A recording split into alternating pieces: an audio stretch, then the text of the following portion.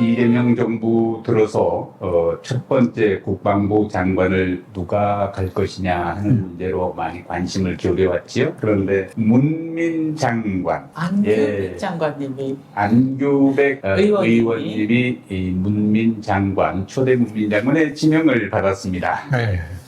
5.16 군사 쿠데타가 일어난 이후 64년 만에 와. 64년 만에 네. 문민 장관이 지명이 되는 거예요. 엄청 역사적인 일이죠, 이게 지금. 그렇죠. 네. 이건 정말 군 개혁을 위해서는 절호의 기회입니다. 그렇죠. 그래 장관께서 주도해가지고 최고 통수권자에게 건의하고 제도를 바꾸고 뭐 이런 거를 적극적으로 안 하면은 이건 불가능한 거거든요. 그런데 그럴 수 있는 분이 지금 첫째는 문민 장관이어야 한다는 것도 있지만은 그 문민 장관 중에서도 어떤 사람이냐 하는 이런 걸 볼 때 우리가 뭐 다 알잖아요. 그분이 정말 합리적이고 또 군대에 대해서 너무 모르면은 불가능하잖아요. 그런데 너무 잘하시고 오랫동안 그 분야에서만 활동하셨고 그런데 또 네. 아무리 장관이 무슨 의지가 있고 능력 있고 하더라도 최고 통수권자가 결단력 있고 그 뒷받침하고 그런 철학과 신념을 가지고 그렇게 해 하고 끌어가지 않으면은 그건 헛일이거든요. 근데 아주 궁합이 제대로 맞았지 않는가. 이번 기회.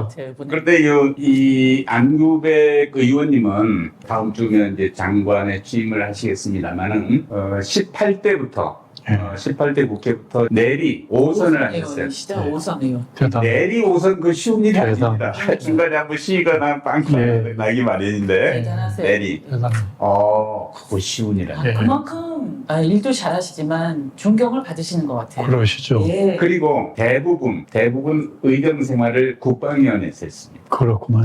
맞아요. 사실은 국방위원을 다른 분들은 안 하려고 하는데 왜냐하면 그 생기는 게 없거든요. 이거 하고 그렇지. 그또 뭐 봐줄 것도 뭘 봐주겠어요. 국방위원 하는데 그래서 정말로 이 나라를 위해서 뭔가 제대로 해야 되겠다 하는 그런 의지가 있으신 분들이 국방위원을 선택하죠. 근데 이분은 주인 내리가 했으니 지역구에 사람들도 별로 못 빠졌을 거고 지금까지 소위 국회의원들이 해왔던 이런 프리미엄을 못 가지셨을 거예요. 뭐 잘 모르겠지만은 전혀. 그 김병주 의원한테 들은 이야기인데 이재명 의원이 처음 이제 국회에 입성했을 때 국방위원회로 가시죠. 왜 내가 국방 가야 되는데 지도자가 되시려면 국방위원회 가서 자리 또아리를 푸셔야죠. 이렇게 얘기했다는 거예요. 그러니까 대부분 이게 영향력도 좀 적고 말씀하신 대로 생기는 것들로 그건 농담입니다. 물론 그러다 보니 그 인기가 없는 그렇습니다. 쪽이죠. 예. 이게 없는, 맞아요. 예, 그렇습니다. 안 가려고 하고. 그런데 뜻한 바 있어. 예. 네, 계속 15년간 국방위원회에서 예, 지난번에는 이제 국방위원장을 했죠. 예. 그런데 이렇게 접촉을 해보면 우리는 이제 우리 단체 때문에 천만 네. 제 일로 이렇게 말씀을 많이 나누고 그러시죠. 자주 뵙고 그런데 토론도 하고 그런데 예. 석연해요. 일단 논지가 예. 막히는 게 없고 예. 또 뭔가 뭐 숨기려고 복선을 까는 것도 예. 없고 이는 그대로 소통이 되니까 예. 사람을 이렇게 그 대화가 얼마나 시원한지 몰라요. 예. 그런 분이 국방부 장관한다 그러니까 굉장히 기쁩니다. 네, 뭐, 이거는, 제가 좋아하는 도울 김용옥이라는 분이 있는데 그분이 TV에 나와가지고 우리나라가 운이 있다. 대통령 이재명님을 모신 게 하늘이 준 이거는 축복이다. 이렇게 한 식으로 저는, 이 양반이 국방부 됐다는 거는 또 이재명이 대통령 하실 때 됐다는 거는 절호의 기회 아닌가. 그래서 정말 할 일이 많으시겠다. 그런 생각을 이재명 했습니다. 대통령이실 때 또 문민 국방부 장관이 나오시고 이분을 저도 접촉한 적이 있는데 왜냐면 이 단체에서 저도 안규백 의원님을 뵌 적이 있는데 아주 예. 정말 그 천진난만한 듯한 얼굴에 웃으시면 그런 얼굴이지만 정말 이렇게 권위주의 이런 게 전혀. 집중을 하실 때 보면은 네. 굉장한 또 카리스마를 풍기시더라고요. 네. 조용한 카리스마가 있으시더라고요. 네. 그러면서 이 단체에 많은 예비역 장성분들이 있으신데 그분들과 너무 화합을 잘 하시고 네, 와. 토론을 할 때도 밀리지 않으시고 네. 그 조용한 리더십으로 모든 사람들을 아우르시는 그런 능력이 있으시더라고요. 예. 그 요번에 보니까 이재명 대통령이 이 문민 장관으로서 안규백 의원님을 지명하신 데에는 다 그동안 오랫동안 봐오신 게 있으실 것 같아요. 예. 대단하죠. 그리고 두 분 다 우리나라의 최고 통수권자와 이 국방부 장관과의 이 정말 네. 조화가 이번에는 최고인 것 같아요. 예, 그게 꼭 성취되기를. 무엇보다도 이제 군에 대한 문민 통제. 네, 이건 아무리 강조해도 지나치지 그렇습니다. 않는 민주국가의 원리입니다. 이제 군대가 국가를 통치하는 네. 사회는 있을 수 없는 이제 거죠. 권위주의 예, 뭐 이런 것인데 이게 이제 문민 통제가 강화되고 예, 또 국회에서 군의 인사 업무까지 모두 다 컨트롤이 가능하면 이제 군인의 정치화도 그렇죠. 방지할 뿌리를 뽑아야죠. 있겠죠. 이 기회에. 그래서 이제 그런 순기능들이 심지어는 미국의 경우 거의 투스타 이상 모든 인사청문회를 할 정도로 예. 이 문민 통제가 강화되어 그럼. 있어요. 그래야 담백한 사람들이 그렇죠. 검증을 받고 나올 수 있는 그렇죠. 것인데 우리는 그동안 그런 것들이 잘 안 됐는데 네. 점점 문민 통제가 강화되고 예. 그렇게 해서 이제 군의 그 정치화 이게 물 쫙 빼서 예. 그 오로지 국방에만 그렇죠. 정말 군대다운 군대로 그렇게 이제 해야지. 다시 성장해야죠. 그런데 이제 올해 장군님은 88세시죠? 89세시던가요? 아니요, 한국 나이로 88세. 그러니까 만 87세. 87세 넘었어요. 아주 실라고 그러네. 아니 이렇게 오랫동안 염원해 오시던 이 군대 개혁이 이번에 드디어 결실을 맺을 수도 있지 않나. 그래. 아니, 저는 예. 박사님을 만나고 이 단체가, 난 이런 단체가 있는 줄, 그러니까 우물한 개구리예요. 저 지난번에도 말씀드렸지만, 육사 출신들이야말로 전부 진급해야 되고, 뭔가 자기 보신해야 되고 하는데, 군대 개혁하겠다는 이런 데 뛰어들면 손해인데, 그리고 이제 또 머리들은 있고, 야가가지고, 그런 사람이 없다. 전 그저 김철한 후배만 생각했어요.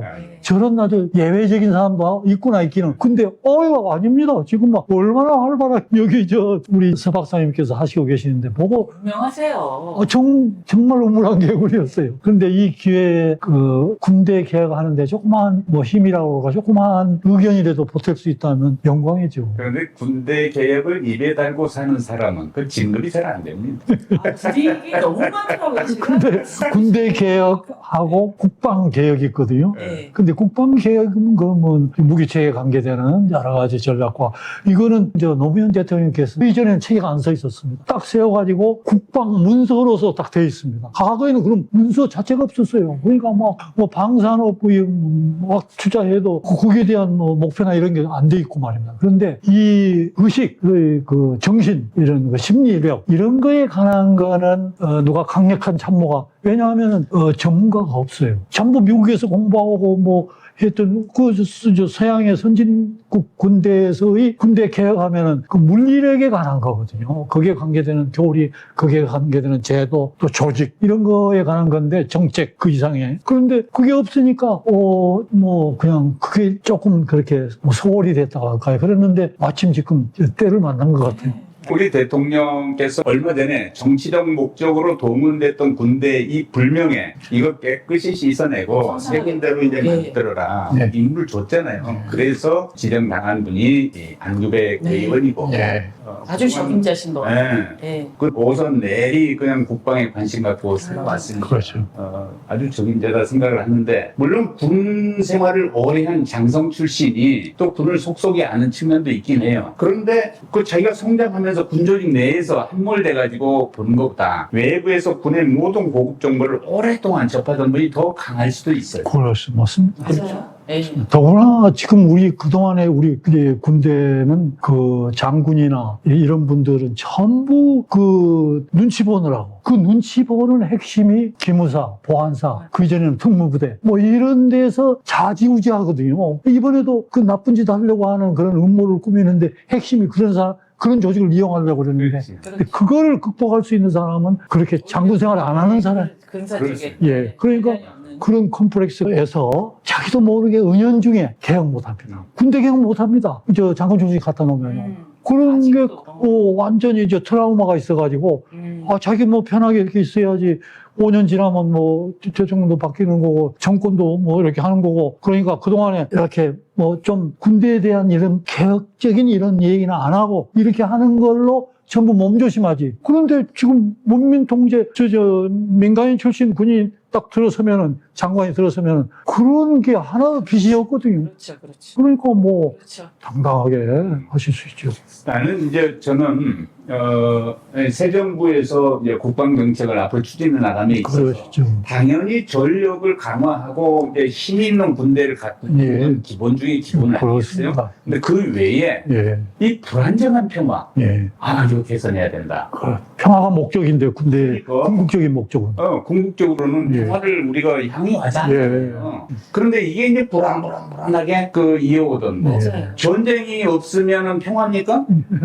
전쟁이 일어날 가능성이 없어야 평화죠. 예, 가능성이 근데 없어요. 소위 우리는 제도화된 평화 이렇게 얘기하는데 이 평화의 제도화 문제를 더 좀 적극적으로 나서서 이제 부실 시기가 왔다 이렇게 생각합니다. 맞습니다. 어렵게 만들어놓은 9.19 군사 합의 그냥 내팽개치고 선제 타격 말은 시원하지 말만 시원한 뭐예요? 예. 국민이 불안한데. 예, 예. 국민이 불안해요. 맞습니다. 그러니까 이전처럼 막 전쟁을 이기기 위해서 이끌어야 된다는 그런 군대 수장들이 이제는 바뀌어야 될 것 바뀌어. 같아요. 완전히 바뀌어야 돼. 전쟁이 아닌 군대란 뭐냐? 그렇죠. 평화를 유지하기. 군기란 뭐냐? 네. 내무상황이란 뭐냐? 군사교육이란 뭐냐? 군대의 본질 자체를 바꿔야 돼요. 바꿔야 돼요. 지금 잘못되어 있는 거예요. 그냥 부글부글 끓는 국제심 하나로 그냥 상명하복 즉각 복종 외치면서 그냥 윗분이가 눈빛이 어디가 나만 바라보고 있는 건데 이거 이제 맞습니다. 바꿔야 해야죠. 돼요. 네. 그리고 너무 권위적인 그거를 씻어내야 돼. 예. 그래가지고 정말 재밌는 군대. 저는 우리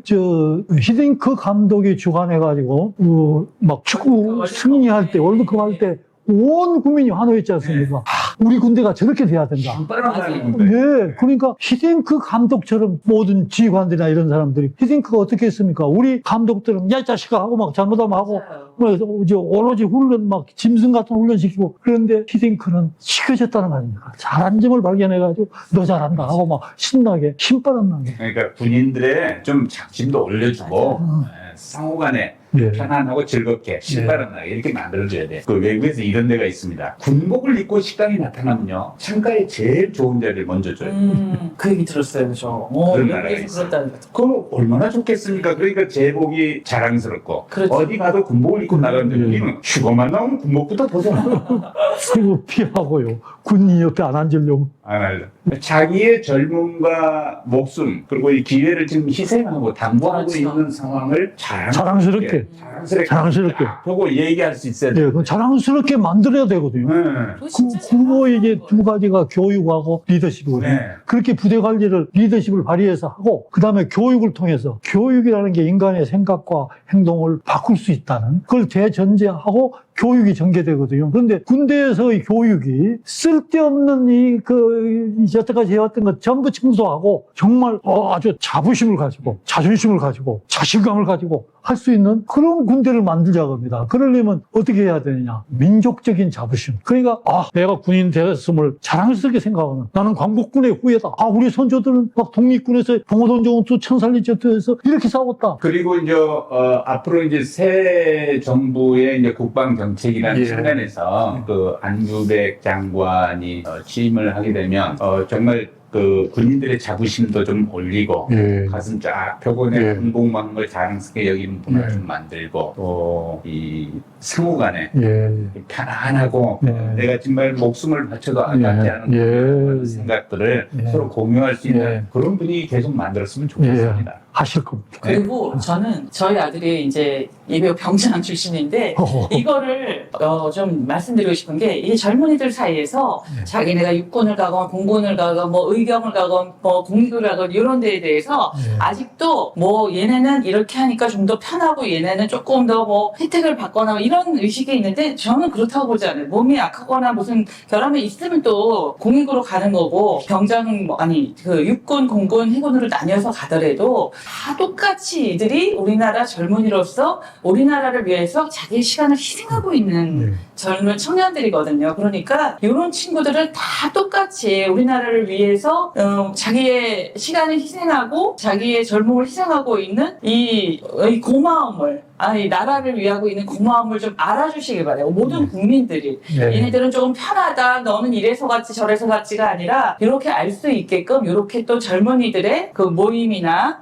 또 젊은이들 엄마들의 또 이렇게 사기를 좀 높여주실 수 있는 그런 아마 문민 장관으로서 군법부 장관으로서 좀 역할을 그런 세세한 부분도 바라는데, 관심을 가지고. 그리고 뭐 어느 군대를 가도 사실은 본인들이 있었던 군대를 제일 힘들다고 얘기를 한대요, 젊은 사람들이. 그렇듯이 자기가 희생한 부분에 대해서는 자랑스러워하고 아까도 말씀하셨듯이 자랑스러워해야 되죠. 군인은 어디에 있든 어떤 직분에 있든 자랑스럽게끔 만들어줘야 돼. 그리고 진짜 제일 좋아했던 말이 평화보다 강한 국방은 없다는 건데 그거를 실현시키실 분들이 이번에 수장이 되시고 대통령이 되시고 장관이 되신 것 같아서 대한민국 아들의 엄마로서 바라는 바도 크고 기대하는 바도 크고 앞으로 더 잘 되리라고 믿고 감사하는 마음이 큽니다. 저는.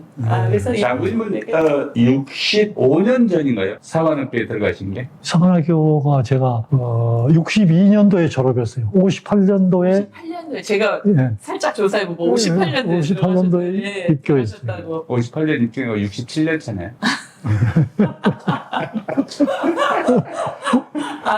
그런데 그때 사관학교는 굉장했습니다. 국민적인 그렇죠. 그 타임 뉴스윅 이런 것 보는 게 좀 지식인들이 그거 본다고 거기에도 막 앞으로 대한민국을 이끌어갈 집단은 군사관학교다.